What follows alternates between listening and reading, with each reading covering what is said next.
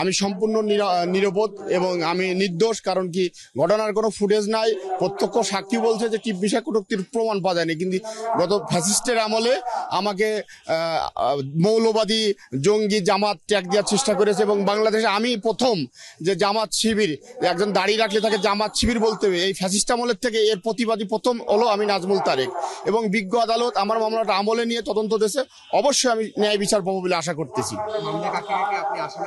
মামলায় প্রথম আসামি আছে লতা সমদ্দার হাজবেন্ড সুবর্ণ মোস্তফা, চয়নিকা চৌধুরী, আরও যারা তৎকালীন ফেসবুকে যারা টিপ পরে বিভিন্ন ছবি দিয়েছিল। কারণ আমার ঘটনা ঘটি নাই, কিন্তু না ঘটার কারণেও তারা বিভিন্নভাবে টিপ দিয়ে এই ছবিটা দিয়ে আমাকে বিশ্বব্যাপী যে মুসলমান জঙ্গি উগ্রবাদ ফ্যাসিস্টের আমলে এই চেষ্টা করেছে আমাকে, এবং বারবার দাড়ি টুপির প্রতি কটাক্ষ করার চেষ্টা করেছে এলো ফ্যাসিস্টের আমলে। কারণ আমার এটা চাকরিটা ডিরেক্টলি রয়ের সাথে বাধাবাধির কারণেই, এবং আমার চাকরি থেকে চাকরিচ্যুত করেছিল।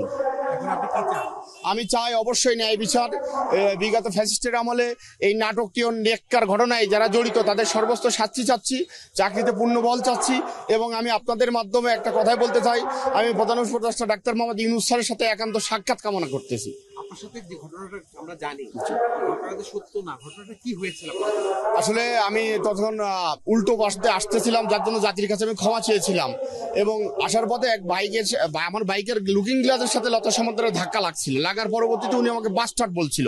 বাস্টার্ড বলার পরবর্তীতে আমি দেখছি যে আমি উল্টা যাচ্ছি বিধায় নমনীয় হয়ে সরি বলে চলে আসার চেষ্টা করি।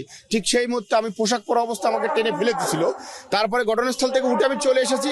পরবর্তীতে ইলেকট্রিক এবং প্রিন্ট মিডিয়ার মাধ্যমে জানতে পারি যে সাম্প্রদায়িক একটা ইস্যু তৈরি করেছে আমি মুসলিম বিধায় দাড়ি টুপি থাকার কারণে উনি সুপরিকল্পিতভাবে এই টিপ কাণ্ডের একটা গুজব, একটা নাটক দেশের হচ্ছে। এবং তৎকালীন ফ্যাসিস্টের আমলে এই ফ্যাসিস্টের থেকে তারা বিশাল সুযোগ সুবিধা এবং রয়ের ক্ষমতা চরিতার্থের জন্যই তারা মূলত এই মিথ্যা ব্লেমটা আমাকে দিছে।